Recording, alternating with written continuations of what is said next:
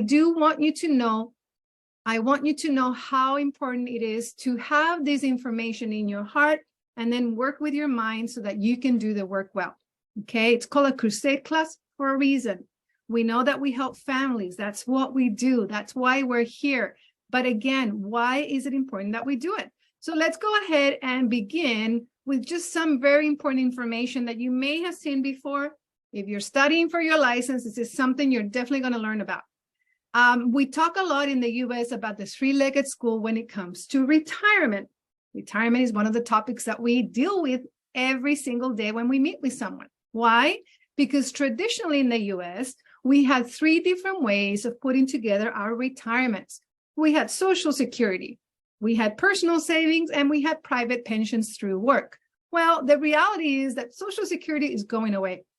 It's not going to be around very long, especially with all the issues we've had in the economy. I mean, talk about, roller coaster. I mean, COVID, and then the invasion of Ukraine by Russia. And, a week, 2 weeks ago with the Silicon Valley Bank, right? And it's crazy. It's like there's always something. So anything that is at the federal government that comes from the state is going away. Pension plans through work are also at risk. Whatever pension plan you have, make sure you research. What is this current state of my 401k? What is the current state of my 403b? Whatever you have, whatever company, they all invest in the market, which means they're all at risk and you're going to be losing money. So what is left? Our personal savings. That is something you need to remember. And that's why we talk to people about saving for retirements in private plans, in their own private plan, not the companies. Okay. Let's talk a little bit more about retirement. Take pictures of whatever you would like. My presentations, whenever they come with information like this, I project it and I leave it on for a little bit so that you can take pictures and actually use some of this information, put it on your social media, right? I didn't come up with it. This is public information. 46% of Americans don't know how much they have saved for retirement, according to reports, right? This is from 2019. This is actually before COVID. But this is what we do know. We know that most Americans cannot retire at 65. When was the last time that you saw somebody or you knew of somebody at 65 who was able to retire? Not because they were sick and they couldn't work. That doesn't count. We're talking about somebody who chooses to retire at 65 and can do so with a comfortable lifestyle. The only people I know don't live in this country. Okay, it happens in other countries, but it doesn't happen here. My neighbors around me are all working and they're more than 65 years old. I have a lot of elderly people working here. Sometimes the wife stays home or the husband, one or the other, because they can't. Their health is not strong anymore, but they don't do it by choice because they cannot afford it. We know that 28% of people over 55 have zero, have nothing. Okay, that's almost 1 out of 3 people over 55 have nothing. So think about people over 55 that you know. 1 out of every 3 will not have anything. So you need to talk to them. You need to empower them. You need to give them something that they want. We all want to be able to retire, freedom of time, freedom of place. We want to do it well. We don't want to have to live with our family members who take care of us, right? We want to be able to do it well. This is another piece that is really important to know. So we know that 1 out of 3 has 0, but out of the ones that do have retirement plans, we assume that the other ones are set. No, look at the breakdown. Take a picture of this. Remember some of this because you're going to need some of this when you talk to people that you know in your appointments. You need to be comfortable saying these things, and it's all on the internet. If you want to Google it, Google it. I took everything I have, I checked. I like to check my sources. I like to make sure that what I'm sharing with others is true. I don't want somebody going on the internet and say, oh, you know what? That's not what it said. I read that 90% of people have retirement savings. That's not the case. So 1 out of every 3 have 0. And out of the other 2 of 3, this is what we see. Okay. We have 23% of people that have less than $10,000. That's like 2 months, maybe. People don't live 2 months for retirement. They live a lot more. 10% only have between 10 and 49,000. 8%, you see right here, have between 50 and 99. Another 8% have between 100 and 199. 5% only have between 2 and 299, which sounds like a lot of money, but let's do the math. Divide that by however much you think the person will need every month to live well. And then you can see how many months that is going to give them. And the last group is 13% does have more than 300,000. Okay, so again, we need to talk to people, not just the retired ones, those two, but the ones before, so that they don't wait until they're 60 to think about retirement and then realize they can never retire. The Gen Xers are an interesting group because they're very, they're very active. They think very positively. They think they're invincible. They're still young, and that's obvious, right? But we also know that more than half of them have less than 10,000 saved for retirement. Some of you here are Gen Xers, and maybe you have something in place. Great, I applaud you. But I know many, many people that I meet who don't have anything, and they're just waiting for later. Do not wait for later. The longer you wait, the more difficult it'll be to have something comfortable for your retirement. We also know that the average person only saves 2% of their monthly income. 2%. If you haven't researched this, I'm going to give you a gift. I'm going to be your Wikipedia today. I'm going to be your Google. But we should be saving between 15 and 20% of our income every month, every year, however you want to see it. 15 to 20%. 15% means you're going to have a lifestyle like now. 20% means you're going to have a better lifestyle when you retire. So if you like your lifestyle now, you need to retire. You need to put away 15% towards your retirement. The average is 2%. Don't think I need to say much more than that. We also know that the average person changes jobs a lot, right? The younger they are, the more they change jobs. Thank goodness here in this country, I come from Spain. In Spain, people hold on to their jobs and they don't give those up because it's like, oh my gosh, if I give up my job, I may never have one, right? But here people move around a lot, and that's a wonderful thing. But with that also comes living pension plans here and there, and you would be surprised at how many professional people I have met beyond 40 years old who don't remember where their plans are. They don't remember their companies. They don't remember how much they had. They don't know what to do. And so what we do is say, have you moved around? Have you had other jobs? Yes. Did you have a pension plan? Yes. Usually it's a 401k.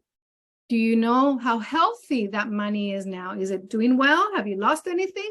They usually do not know. So what we do is we offer a free consultation. Carolina did this with some of my friends, and it was wonderful. I got to learn so much. So make sure that you talk to your trainer about those appointments, because you learn so much about what we're talking about here. And that's really, really important for you to know as well. We know that 90% of American workers don't have pension plans. We talked about that before. Now we're talking about not the whole population, but those who work. Why? Because not everybody works with a contract and a pension plan.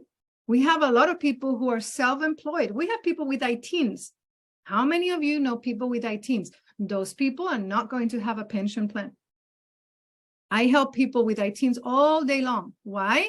Because just like people in my husband's family, they are hardworking. They're putting away money in the bank. We know that's not the best strategy, right? So we need to help people in every single day. Talk to the people that you know. Let's talk a little bit about 401ks, because 401ks are plans that are very popular. I actually took a picture. I went with my son to get a boba. He likes boba. Sometimes we do that on Fridays after the school week is done. We'll go get a boba for him. And they had an ad, and it was like, now hiring. Do you know what they had in the first thing, like on their list as like huge benefits? This is a great place to work for. We offer 401ks. Wow, wow, yeah, champagne bottle.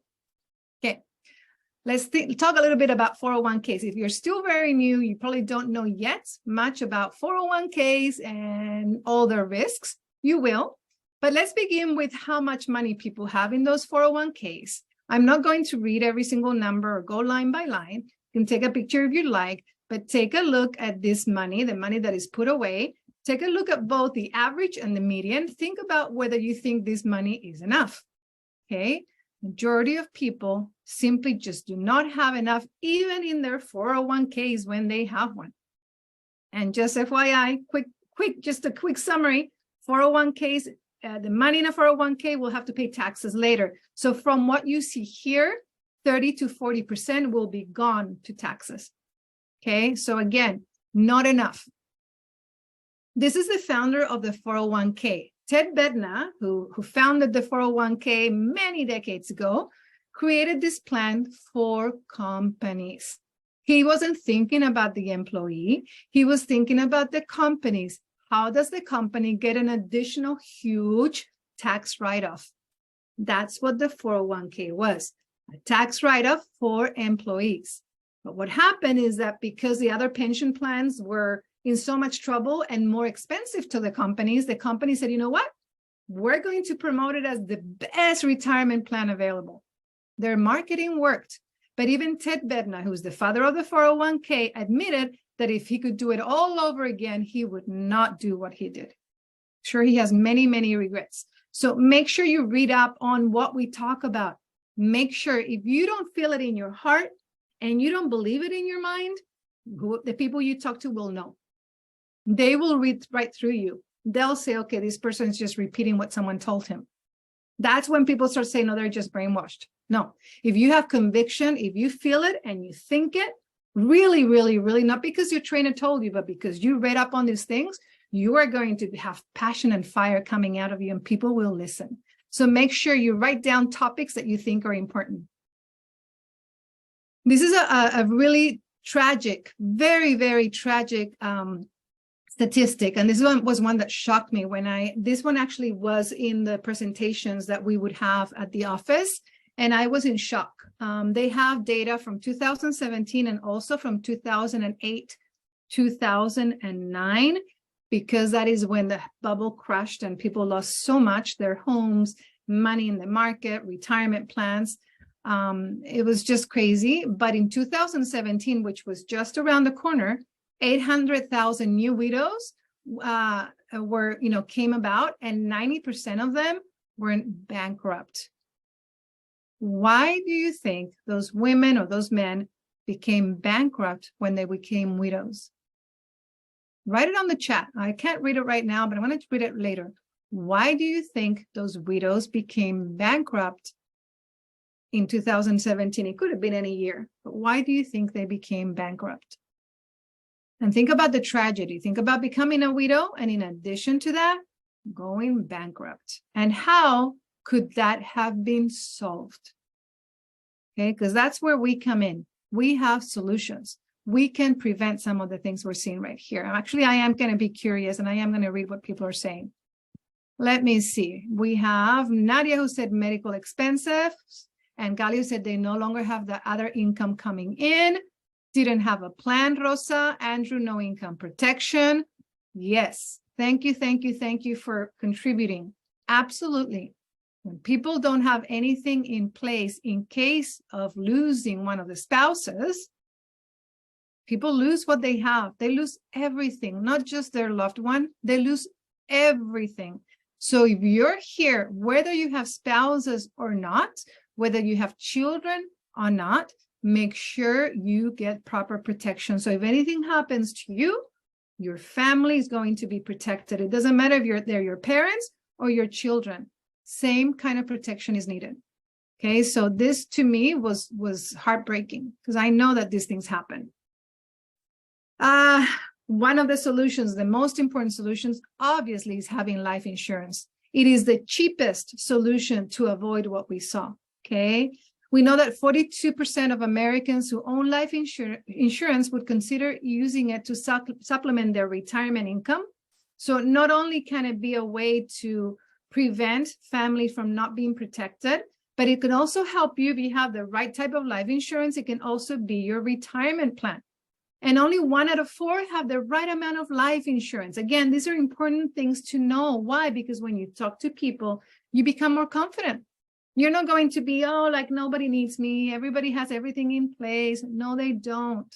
Even if they have life insurance, they don't have the right amount. They don't have the right term. They don't have living benefits. They don't have long-term care. They're paying too much. That's what I see with everyone who has life insurance. I haven't met anybody yet.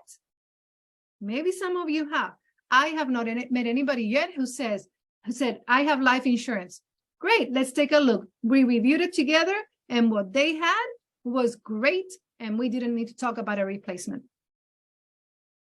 I've been doing this for almost 4 years. I have not yet met one person who told me I have life insurance, and we did a comparison, and we couldn't find something cheaper, better, or both. So just be confident. 90% of all life insurance policies have no long-term care. Absolutely. People are paying more and they're getting less than what we can offer them. Again, we do what's right for the person in front of us. If they have something that's great, I have clients who are like, well, I have this insurance and it's this and it's that. And I always tell them, you need to be able to sleep well at night. If what you have gives you more confidence for whatever reason, sometimes it's because it's the same thing their cousin has. Great. But I will tell you that what you have can be improved. Usually it's improved in both ways. We can find something cheaper and we can find something better. Sometimes we cannot find something cheaper, but we can definitely find it better. Majority of the time, it's both. Okay, so take a look at why we need long-term care. 1 in 2 and 1 in 3 women will have some kind of cancer. There are over 800,000 stroke victims every single year. And every 44 seconds, someone in the US has a heart attack, including my husband. Approximately 70% of people over age 65 will require long-term care assistance during their lifetime. And over 40% will need nursing home care. Okay, so when we're talking about long-term care, we're not talking about just for older people. Long-term care can happen at any time in your life. Any time of your life. Medical insurance will cover the cost of whatever happens at the hospital with your doctor. When you come home and you need care, who pays for that? Your family does if they can, right? So long-term care is super, super, super important. 75% of people over the age of 65, as we said, need long-term care, and 79% of women. Type on the chat. Why do you think it's more women than men? Why do you think more women need long-term care than men? I'm curious to know. Let's see what you know about this. I'm going to start reading. Why do you think more women need it? Vivimos más. That's right. We live longer. Look at the sisters, one in English, one in Spanish. I love it. They live longer. Andy, I'm sorry, we do. For different reasons, we know. Yeah, we live longer and therefore we may have more illnesses, or simply, in some families, people don't have a disease, but the longer you live, the more help you need. Your body's still going to get old. No one is running a marathon in the last year of their life when they're past 90. I'm letting you know, my grandmother lived until 98. Carolina's mom is over 90. They both were healthy. No conditions, no medications. But they needed help walking. They needed somebody making their food. At least my grandmother did at 98, as you can imagine. She needed somebody to bathe her. Thank goodness she was in Spain because everything's so much cheaper there. But here we're talking about $5,000 to $10,000, $20,000 a month. And if you take care of your parents, what do you do when you have to go to work? Who's going to take care of them when they go to work? And what if they have Alzheimer's and they need 24 hours, 7 days a week? I've seen it all. Unfortunately, we have to think ahead. They always say it, and Eric Olson said it last night, prepare for the worst, hope for the best. But we need to prepare. I wish these things were mandatory like car insurance. The average American only makes $56,000 a year. Now we're talking about why is it that we talk to people about getting an additional line of income? Okay, Ed Milet said it amazingly well. People don't have to go in full time, and we have to minimize their commitment, especially at first, because we don't know if this is going to work for everybody. But what we do know is, if nothing else, you need an extra line of income, multiple lines of income. Those are like keywords right now, hot words or whatever, fiery words. Why? Because we know that if you just have one line of income and that's your job and that goes away, what happens to you then? What happens to you then? So take a look at what the average American makes across the country.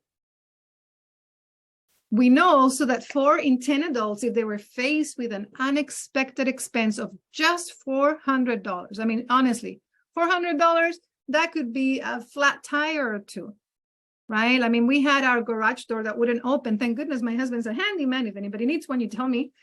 Thank goodness my husband's a handyman. He took care of it, but we called because he was like, it's late at night. Maybe we'll call somebody. It was $500 to just have the person come in at night.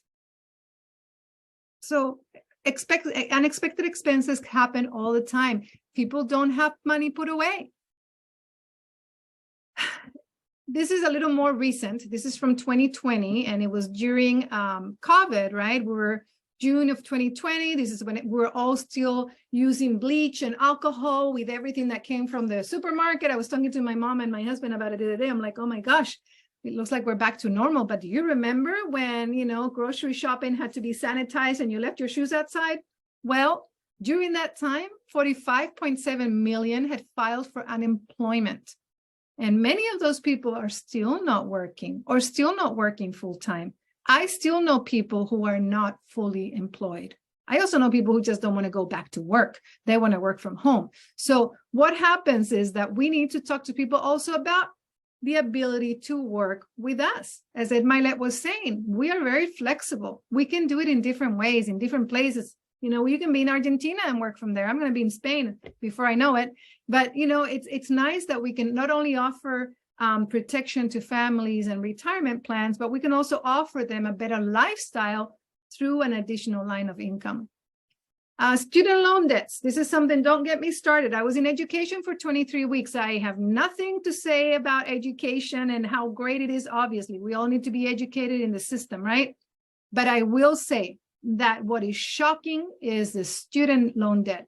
I worked in middle and high schools all over the country, in different parts of the country. And one of the things that was always shocking to me is like, what? People need to go to college and they accumulate so much debt. I have friends who are doctors and owe $500,000. I mean, I'm sorry, but that is not okay. We need to take care of our students. But the reality is that we're going to find young kids, 20s, 30s, they're not kids anymore, but 20s and 30-year-olds who are already working but have huge debt in their back. They can't sleep at night. So for those people, we can also be saying, I get it. You finish school. I get it that you love your whatever job you have. I get it. But how about getting some additional income so you can be paying off your student loans debts very fast? Because what they owe to the government, they owe using compound interest. So it's duplicating. They're never going to be able to catch up. We know that there are people who are already retired and still have student loan debt. I mean, that's just, I just can't.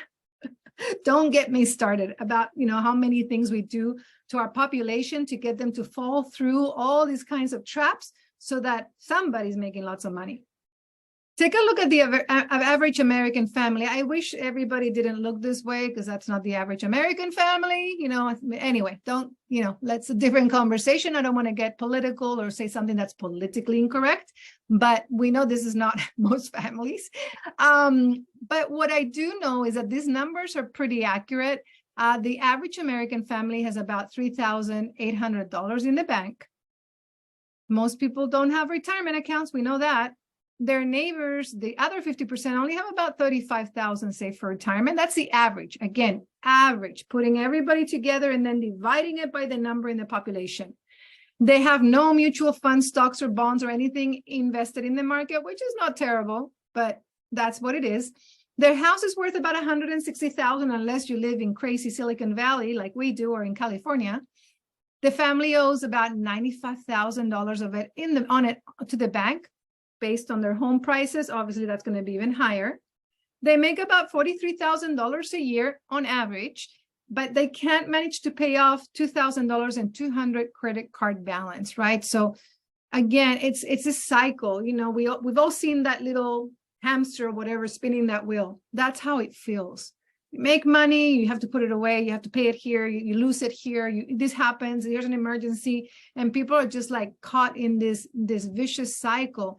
What we can do is offer them opportunities to get out of that. This is similar to what I mentioned before, but 8 out of 10 Americans would actually change jobs if they ran into something better. That's why asking questions is so important. Are you happy with what you do with your job? Oh, I'm really happy. What would you change? I don't know. I love everything. Okay, let me give you two choices. If you could have either more time or more money or both, what would you rather? And then people talk. I've met so many very young people who are not making very much. But because they're not making very much, but they're so young, it feels great. They're making 25,000. Oh my gosh, I'm making so much money. Well, maybe at that age, it seems like it, but not in reality, right? So if people could change something, they would. No one is 100% happy with their jobs.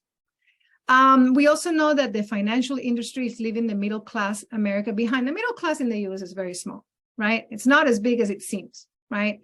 But what's happening is that decisions that are being made and the way that people are being trained by the system, it's causing more and more issues to their families. And that's why you see that average American family, Hollywood glamorizes everything. And people who are from other countries are like, oh, let's go to America. That's where the money falls from the trees. No, the reality is that people are not living as well. Yes, they may have a house, and yes, they may have 3 cars, and yes, they may have a big TV, but that's nothing in this country. We talk about it at dinner all the time. That's like a minimum thing. Anybody can have that. Even a college student can have that. But what does the bank look like, right? How much debt do they have? How many vacations do they go on, right?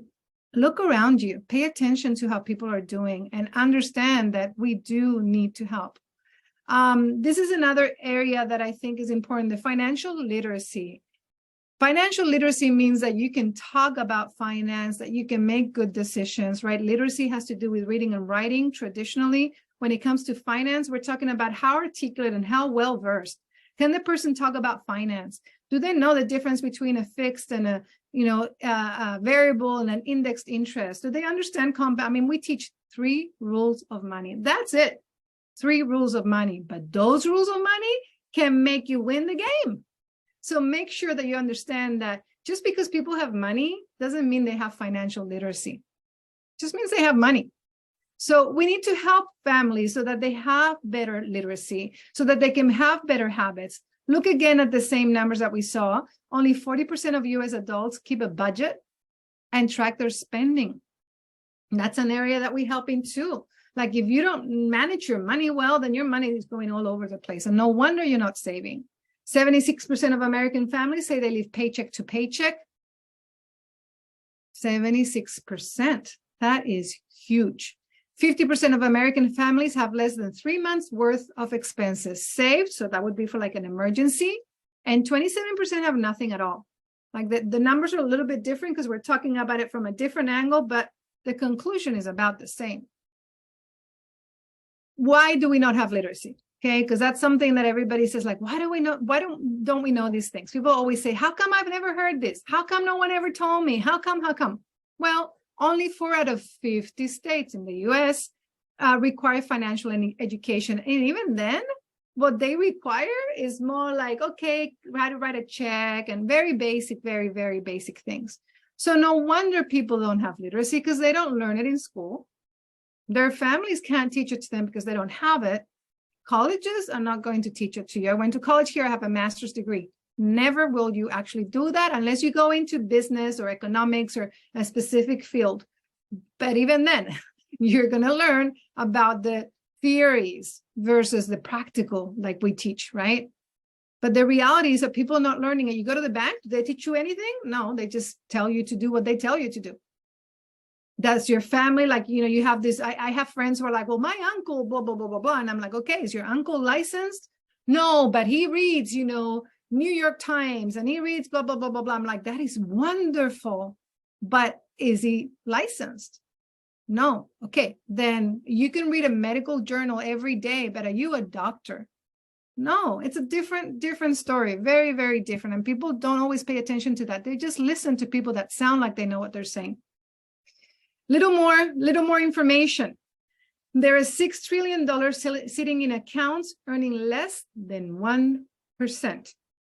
And let's talk a little bit about the interest that is earned at the bank. The average interest that is being paid to people who have money in the bank is 0.06%. This is funny.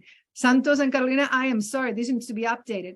Inflation is at 2.5. Yeah, right. Inflation is closer to 10%. That means the cost of living is going up every year. Right now is over 10%. So money that's sitting in the bank is making way less than what the inflation rate is. That means you're losing money. You are losing money if your money is in the bank. Again, take images, take pictures. This is important things that you need to be able to know. And let's talk about baby boomers. If you listen to Eric Olson last night, he talks a lot about baby boomers, a lot. He's very strategic. He knows who he wants to help. He knows where the money is too, right? So it's like we have to help others and we have to help ourselves in business. So we know that 78 million baby boomers are all retiring at the same time. That's $63 trillion that are switching hands. $63 trillion out of 78 million baby boomers. All of those people who are retiring still need protection of their money. Their money's sitting in the market and they're retired already and they lose 20% in 1 month. That's 20% less that they have for their lifetime. You know how scary that is when you're that age? Because when you're younger and you're working, you're like, I'll make it up. I'll work here. I'll do an extra shift at work. I'll do this. I'll do that. But when this is it, that is all the money you're ever going to have. That is very, very scary. You're here. We're here. We're one of these people. What we need 600,000 more life license agents. And this is what, this is statistics again, to keep up with the demand. If you think about how many people need what we do and how many people we have, we still need 600,000 more life license agents. That's huge. There's only a few of us here, and there's about, close to 60,000 at WFG, but we need 10 times that. So make sure you're talking to people about how amazing what we do is. So are you going to be part of the solution? Write down a 1. That's what we normally do. Type a 1 on the chat if you're going to be part of this solution. Do you want to help families so they don't become the average families? Type it down. Oof, look at those numbers going up. Great. Let me see. I'm going to call out some names. So I see some people who wrote yes. Okay, perfect. Let's see who won. Rosie won. Alexis, thank you. Lisette, Chinasa, Andy, Santos, Galia, Joanna, Angeles, thank you so much. Yeah, we need to be part of the solution. People don't get it. They don't get it. They don't get what's going to happen. Imagine if you were doing car insurance. Thank goodness now it's mandatory. But imagine if it was optional. Knowing how many people around you have had car crashes, would you feel like it should be mandatory to have it? I'm guessing yes. But when it comes to things like retirement, every single person is going to need it. When you talk about life insurance, every single person is going to need it because we're all going to leave this world as we know it. When it comes to car insurance, not everybody that has an accident in their life, and not everybody totals their car, and not everybody passes. And yet it's mandatory to have it.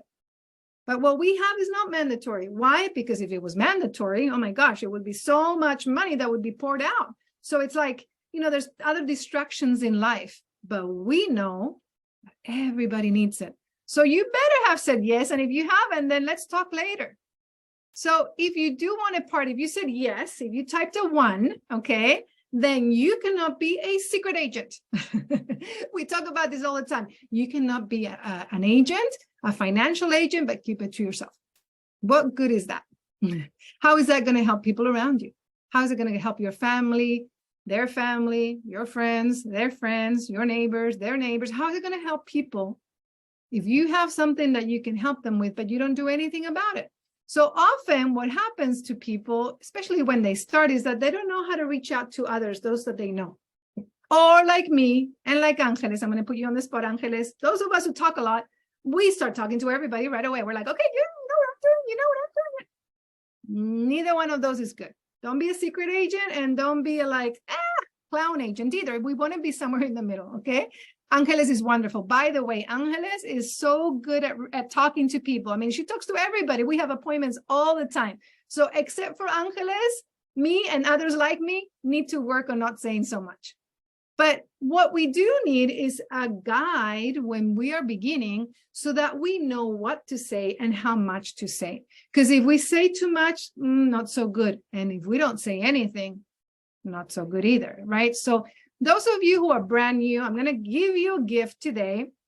I do want you to connect with your trainer if you need it, or maybe this is simple enough that you already know what to do. But we have a very simple script called the ETHOR script. ETHOR stands for 1, 2, 3, 4, 5 things. Each letter is one thing. It's an acronym. ETHOR stands for excited. T stands for training. H stands for help. O for opinion. And R for referrals. So if you think of ETHOR, you basically have what you should be saying to the people that you know so that you can have an appointment with them with your trainer. Okay, so I want you to take a picture of this. I send this really fast to people that I'm training who are new on my team because I want them to understand, yes, you need to invite people for your field training appointments right away. You don't have to wait until you're licensed, and you don't have to wait until you know everything. No, you're not going to know everything unless you start getting trained. You're not going to learn anything unless you start getting trained. Okay, so this is not learn and then talk to people. No, this is get people to be part of your training so you can learn as fast as possible. As Santos said earlier, we want field trainers. We don't want people who need to be trained forever. Why? Because it's not so good for you. You'll make half as much as you could. We want you making money right away. We want you making as much as possible, as fast as possible, and we want you training others. That's what Santos and Carolina wanted to me. They were my mentors, right? So they wanted me to get going so that I could train other people because they saw that I could do it, right? And it was like maybe 3 months, 2 months, and I was like, okay, I'm ready. I'm ready. And I started doing it. Was I great at it at the beginning? No, but good enough that I could get going. I could start getting a few clients on my own, and I got better and better with more practice. So anyway, back to the ETHOR script. This is what you say. This is what it sounds like. You call somebody and you say, hey, Lices, ¿cómo estás? How are you? She tells you she's great, whatever she says, and you let her know. I'm excited about, some news that I have for you. I'm starting my own business. And they'll say, oh, that's great. What kind of business? And you're like, I'm in training. I'm actually still in training and I need your help. Because I value your opinion, I'm hoping that you'll consider being one of my training appointments. And if you like what you see, you can send me some referrals later. That's it. That's it. Add 1 or 2 words to this, and that's it. What happens if they ask you something? You let them know again. I'm in training, remember? So I can't really answer those questions yet, but my trainer can. I would love for you to be one of my field training appointments. The faster I learn, the faster I'll be independent. I need your help. Will you be one of those appointments? You go back to the script. Don't start answering questions. Don't start talking about retirement. Don't start talking about the 401k and IULs and how great. Okay, I'm going to let Santos and Carolina add a little bit more to this, but make sure you stay with this at the very beginning. As you become more experienced, obviously things are going to change, but at the very beginning, this is it. Just this script. So I'm going to stop right here because this is basically what I had planned for today. If you did not take a picture, please take a picture of this. We'll post it also on our GroupMe, but make sure you have this because this is what you need to be able to do so that you can help more families. How do we help more families? By not being secret agents, right? By